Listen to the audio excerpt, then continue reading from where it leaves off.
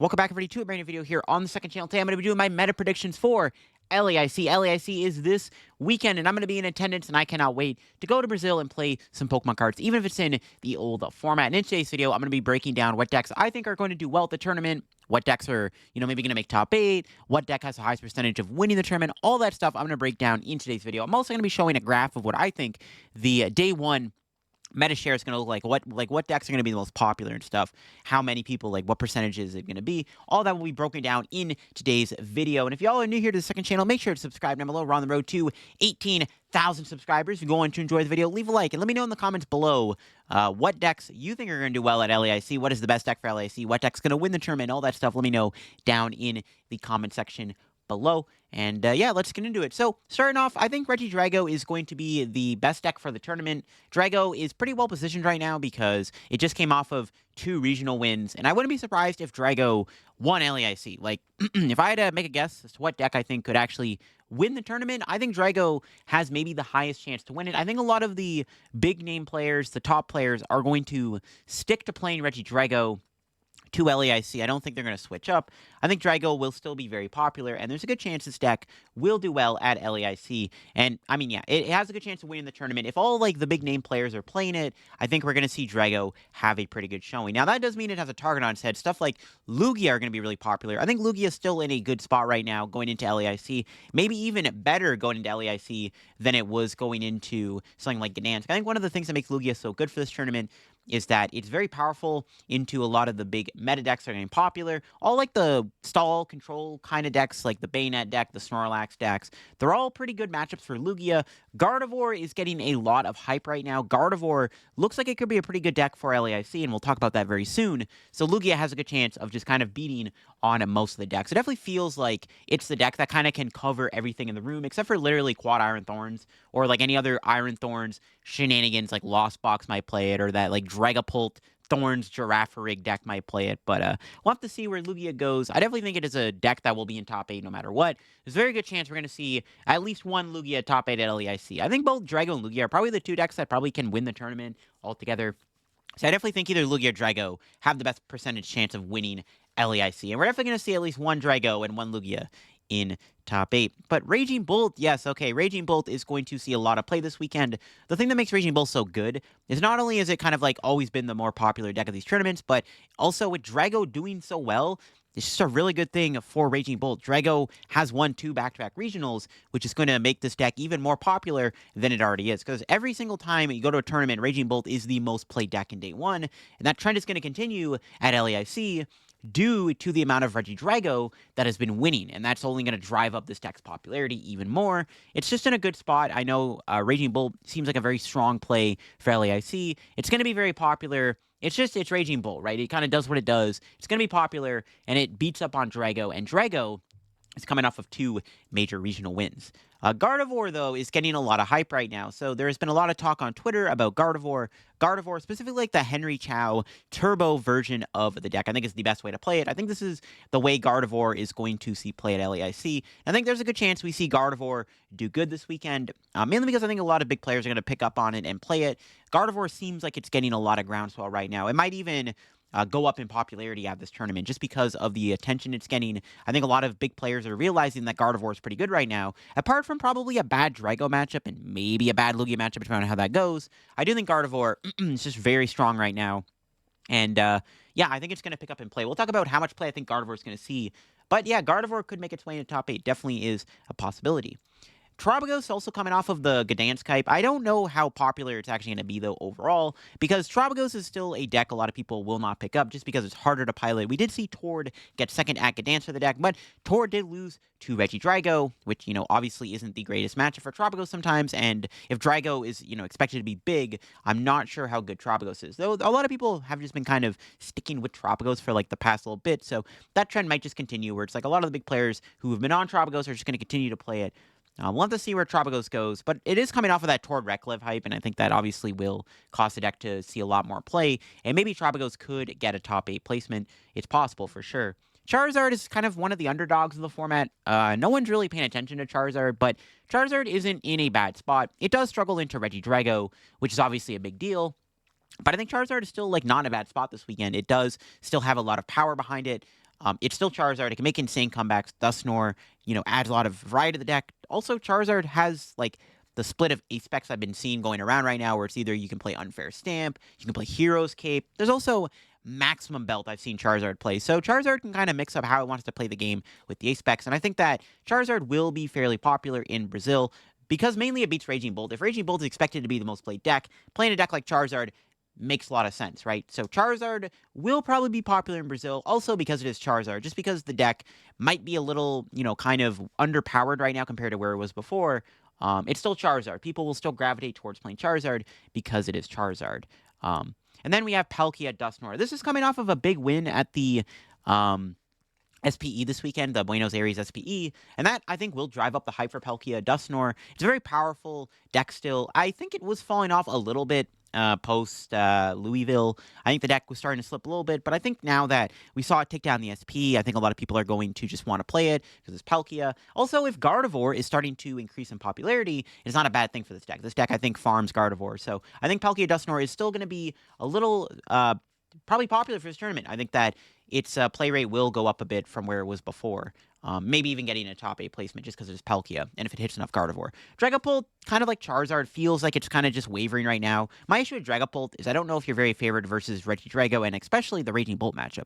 Playing a deck like Dragapult means you're going to have to accept that you're going to take a bit of an awkward matchup into probably the most popular deck in the room in Raging Bolt.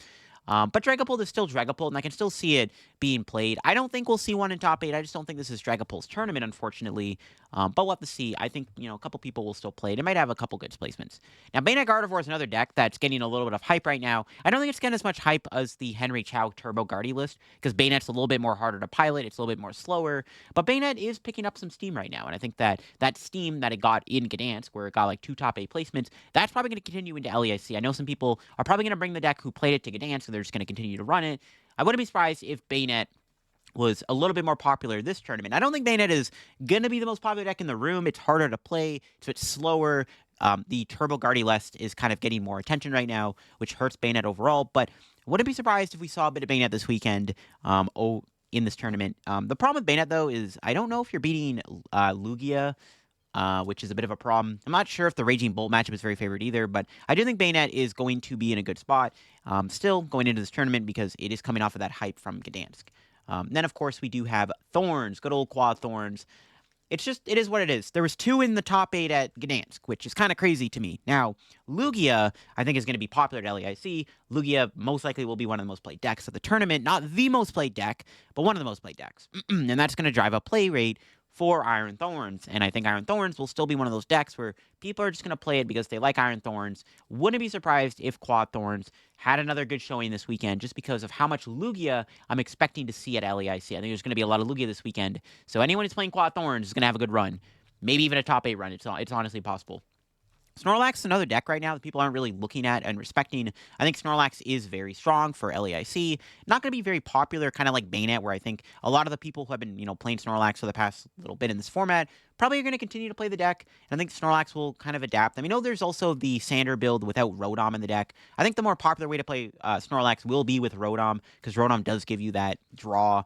And I think that's just kind of like a little bit more easier to play than the boxed order build. But I think the Rotomless build is kind of cool too. But yeah, Snorlax is still like fairly solid. I don't know if you need to respect it though for this tournament. That's the thing. I don't know if you need to respect Snorlax at LAIC. It's one of those decks where like you might hit it in day 2, less on day 1. And it's one of those decks where you're probably just, you either take the L to it or you want to play, you tech for it. I don't know how popular Snorlax will actually overall be. I don't expect it to be very popular. You don't have to tech for it, but if you hit it, it is what it is. Lost Box is in a decent spot. I think that it definitely is, getting hurt by Regidrago, and Regidrago is looking pretty popular for this tournament. But Lost Box, I think, is still one of those decks where, like, if you're not hitting Drago, you're probably beating everything else you're hitting, and I think that's a big deal for this deck. Lost Box is still a very strong deck. The Drago matchup is very difficult. Even with Manaphy, obviously, you still probably lose, but I wouldn't be surprised if Lost Box had a good showing this weekend just because of the popularity of all the other decks that it's beating. It's really good into Lugia. It's really good into Raging Bolt. It's not bad into Gardevoir either, and Gardevoir's picking up attention. Literally, the only 2 decks you want to dodge are just going to be Bayonet, and Drago. Those are the 2 decks you probably do not want to see your opponent flip over. Everything else you're probably fine with. And I think Lost Box is still in a good spot this weekend.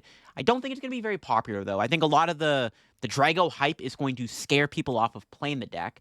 But keep in mind, Drago has a massive target on its back at LAIC, right? And I think that those counter decks, which, Lost Box is favored against, are going to come out in full force, making Drago either not win as much or maybe even not be as popular, right? That's kind of the thing. Maybe the Drago players are scared of playing Drago, so who knows where Lost Box is going to go. But it is another deck that, it has those possibilities of making a deep run and making top 8. Control, there are, the strong control players going to this tournament probably. I wouldn't be surprised if a Pidgeot control, a couple in top 32. Not sure it's going to make a top 8 run, but I wanted to mention control because it's still in the format. People don't really think about it or, prepare for it or tech for it or whatever, so you can still have those, sneaky good runs. Then we got Goldengo. I like Goldengo a lot. I don't know if Goldengo is good in this tournament for this format, though. I think Goldengo is falling off a little bit at the end of this format. There's just too many, counter decks to it. Bayonet's not great. Lost Box, probably not great. I don't know if Goldengo is in a great spot right now. But I do think Goldengo is still going to have a day 2. I just don't see it having a deep run. It's still not a bad deck. I personally won't be playing Goldengo to LAIC, but I think Goldengo is in, an okay spot. But just not, it's not an okay spot, I lied. It's just not in a great spot. And I think that it's falling off a little bit in terms of how good it actually is. Its positioning is just getting worse. But, might come back with Surging Sparks. Miraidon did get top 8 at the Buenos Aires SPE, so it does actually have a decent placement under it. It's one of those, underrated turbo big basic decks right now. Is it better than playing Raging Bolt? I don't think it is. I will say this, if you're expecting to hit a lot of Gardevoir, if you are really on that Gardevoir hype train, and you're expecting to see a lot of it, then I don't think Miraidon is the worst play you can have in this tournament. I don't think Miraidon is right now. I think, honestly, it's just going to be a better play going into the Surging Sparks meta, but expect to see Miraidon, maybe in day 2. It won't be popular. Gouging Fire has also been getting these crazy good placements at these European regionals. I don't know if Gouging Fire is, super legit. It's a cool deck. I don't think it's, what big players are going to pick up on. It's not going to be very popular, but, it'd be cool to see a couple more Gouging Fires in, top 32. It's a trend we've been seeing. Turbo Moon, also, I've been seeing a little bit online recently, mainly because it's good against some of these other decks like Snorlax, Bayonet, Gardevoir. But overall, Moon feels a lot worse than Raging Bolt. It's not the worst deck in the format. I think it actually might be better than Miraidon, to be honest with you. But I don't know if Roy Moon's going to be very popular. Just these other big turbo decks are just, they kind of fold to Raging Bolt, and Raging Bolt is very popular, probably most played deck in the tournament. But, Roy Moon in day 2 wouldn't surprise me. Shempao is interesting. There's this really cool Shempao list that got day 2 at Gdansk, and it's playing Greninja EX in the deck, which kind of fixes some of Shempao's problems where you're not really able to, set up because your opponent is blowing up your board with Dusknoir or whatever, so you're not getting your Baxes out, you're not getting your Bibarel out, but instead you have the Greninja EX as a nice aggressive attacker where your opponent is kind of forced to make a decision. They deal with the Greninja or they deal with the Baxcaliburs. So this Shempao list maybe could get a couple of attention and a couple eyes on it in the tournament, and maybe we'll start seeing Shempao make a little bit of a comeback at LAIC. It's possible. Also, another deck getting a little bit of attention right now is this Palkia Jet Energy Terapagos deck that did well at Gdansk. I've already seen a few people on Twitter playing this deck and having success with it. I think its online presence has been only getting bigger, and this might be a deck people are actually considering for LAIC. So, expect to maybe see this Turbo Palkia Noctowl deck actually be a little bit more popular. Is it going to be more popular than Dusknoir, though, is the question. Probably not, because this deck didn't win a tournament, Palkia Dusknoir did. Palkia Dusknoir is also a very established deck. Everyone kind of already knows the optimal 60-59 for that deck. That'll still be more popular, but I do think that Palkia will have a bit more of a popular play rate just because there's 2 different variants of the deck to look out for. And then finally, I wanted to mention Cloth real quick as the last deck to highlight. Cloth is Cloth. It's never going to be popular, but a couple in day 2. I don't know how well-positioned it's actually going to be, though, in a format where, Lugia is getting more popular and Gardevoir, which don't seem to be the greatest matchups for Cloth, right? Gardevoir and Lugia kind of seem to be pretty bad matchups for you. But you know what? Somebody's going to have a good run with Cloth. It'll happen. We'll have to see where it goes. All right, finally, we got the meta predictions here, so we can move this over. So I think Raging Bolt has a good chance of being 15% of the meta. I think at this point we can all agree Raging Bolt is probably going to be the most played deck at LAIC. It's been consistently the most played deck at the past few tournaments, so it's going to continue the trend. It's going to be the most played deck. It's basically the best deck at beating Regidrago, and Regidrago has been winning a lot of tournaments, which is going to drive up Raging Bolt's success rate. I can see Lugia being 12% of the meta. I think Lugia is more of an attractive deck to the more casual player as opposed to Regidrago, because Lugia is a bit more easier to play it. It doesn't punish you as much for making misplays plays and stuff. And Lugia is also very strong, and I think it actually does have a good Drago matchup. So I think Lugia will still be a pretty high percentage meta deck, probably upwards of 12%. Drago will probably be around 11 to 10% of the meta, just because it is coming off those 2 wins. I think a lot of top players are still going to stick with the deck, which will obviously help keep its play rate up. I just don't see this deck going, super duper far in the tournament, but I wouldn't, well, I do see it going far in the tournament, but I mean, like, I don't know if Drago is going to, get past all the Raging Bolt and Lugia. But, like I said, if there's anything, Drago does have a high chance of winning the tournament. Especially if people are playing these weaker Drago matchup decks like Gardevoir and Lost Box, and the Drago players can hit them and just dodge a lot of the Raging Bolt and stuff. Charizard will probably be around 8% of the meta because it is Charizard at the end of the day. Even if the deck is not as well positioned for this tournament, I think Charizard is still going to be pretty popular. And then Tropicos will probably be around the same play rate as Charizard just because it is coming off that Gdansk toward Reklev second place hype. Palkia decks combined will probably make up 7% of the meta, just because we're coming off that Buenos Aires SP hype, and also there's that new Jet Palkia build that's going to drive up the Palkia play rate. Gardevoir's play rate is also going to be around Palkia's play rate, in my opinion. I don't think Gardevoir is going to be as popular as like Charizard or whatever, but I can see Gardevoir being around the same as Palkia's play rate overall. Dragapult will probably be a little bit below Gardevoir at like 5 to 6% of the meta, because I don't think Dragapult is in the greatest spot right now. Snorlax will probably be around like 3-4% of the format. Lost Box will probably be around the same. It'll be like 4 or 5% of the meta. I think a lot of players are going to be scared to play Lost Box because of Regidrago being so strong right now. But like I said, if Drago gets weeded out by all these other decks like Lugia and Raging Bolt and stuff, maybe Lost Box can be better. So maybe people might actually pick up on it. It'll be more than, 4% of the meta. But I just think people are going to be scared to play it. Bayonet will probably be around Lost Box's play rate. And then I think Thorns will be around 3 to 4% of the meta also. 3 might be a little bit too low for Thorns. It'll probably be around 4 to 5%. I think 3, okay, yeah, 3's a bit too low. I think Thorns actually should be around like... Thorns should probably be around 5%, actually, not 3%. That's a little bit too low. Considering, how good Lugia looks for this tournament, yeah, Thorns probably will be a bit higher. Yeah, we'll give Thorns a 5% meta share. It's definitely not going to be 3%. That's a little bit too low for the deck. Yeah, I think it's maybe, I mean, is 6% a little too generous for Thorns? I don't think so. No, I don't think 6% is too generous. I mean, it might be 6%. Honestly, like, there's a world where Thorns is more popular than Dragapult this tournament. Honestly, yeah, Thorns might be a 6% meta share deck just because people are going to play it because Lugia is getting, a lot better for this tournament. I think everything else kind of below Bayonet is just in the other category, like Goldango, Miraidon, Pidgeot Control, Gouging Fire, Cloth. That's all in the other category. That'll make up the rest of the meta. But yeah, that's kind of just where I have the meta predictions at right now. I think that the format is definitely in a very interesting spot. It's unfortunate that it has to be in the Stellar Crown format, but I'm still excited for LAIC regardless, and this is what I think is what is the meta going to be. I've already kind of narrowed down my top 2-3 picks that I'm going to play to LAIC this weekend, so definitely looking forward to it. I'm going to get some testing in, hopefully, and I'm excited to try to make day 2 at LAIC this year. That'd be really cool, because then I can go back-to-back IC day 2s. We'll have to see, but I hope you all enjoyed the video. If you did, leave a like. Let me know what you think are going to be the most played and most popular decks at LAIC. I think if I were to make a prediction what any deck is going to win, again, I think Lugia, Regidrago are the 2 decks that can take down the tournament. Maybe something like Gardevoir, Palkia, or Lost Box, Tropico. Some in that vein will probably sneak its way to top 8. But I do think, the decks that probably can win the tournament, the best chances are going to be either Drago or Lugia. Probably more towards Lugia, but Drago definitely is up there too. But yeah, I hope you enjoyed. If you're new to the channel, make sure to subscribe down below. We're on the road to 18,000 subs. And I'll catch you on another video here very soon. Bye-bye.